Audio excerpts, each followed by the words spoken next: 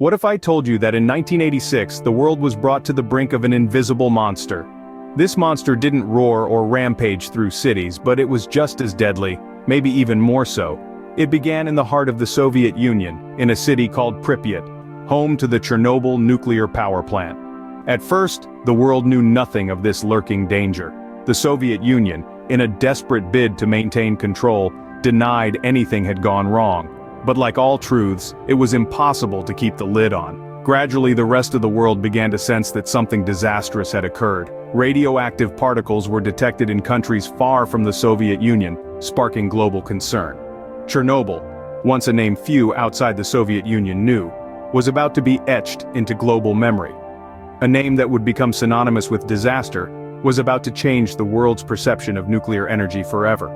The night of April 26, 1986 began like any other at the Chernobyl nuclear power plant in Pripyat, Ukraine.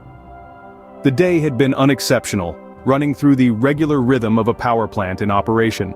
As twilight fell, an experimental safety test was on the schedule. The goal?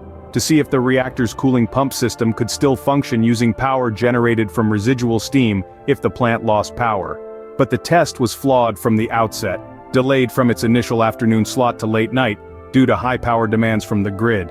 The inexperienced night shift was left to handle this complicated procedure. The test required a power down of the reactor, but a miscommunication led to an excessive reduction in power.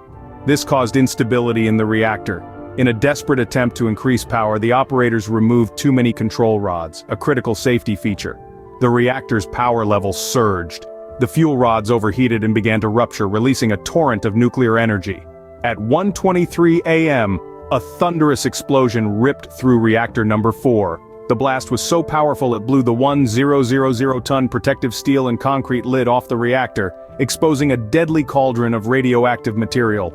In the immediate aftermath, brave plant workers and firefighters rushed into the radioactive inferno, risking their lives in an effort to contain the disaster. They were unaware of the invisible enemy they were fighting, the high levels of radiation that would soon claim many of their lives. As dawn broke, the residents of Pripyat, oblivious to the catastrophe unfolding just a few kilometers away, were going about their morning routines. It would take a full day before the order was given to evacuate the city, a delay that would expose thousands to harmful levels of radiation. The night that began with a routine test ended with the worst nuclear disaster in history. The fallout from Chernobyl was far more than just radioactive. In the immediate aftermath of the disaster, over 100,000 people were evacuated from their homes, leaving behind a ghost town that bore silent witness to the catastrophe.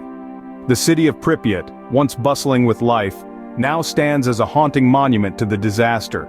The health impacts were devastating. Thousands of cases of thyroid cancer were reported in the following years, particularly among children and adolescents who were exposed to the radiation.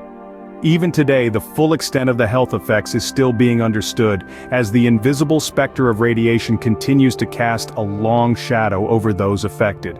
The environmental damage was equally catastrophic. The surrounding forest turned a ghostly shade of rust, earning the name Red Forest, and countless animals suffered from the effects of the radiation.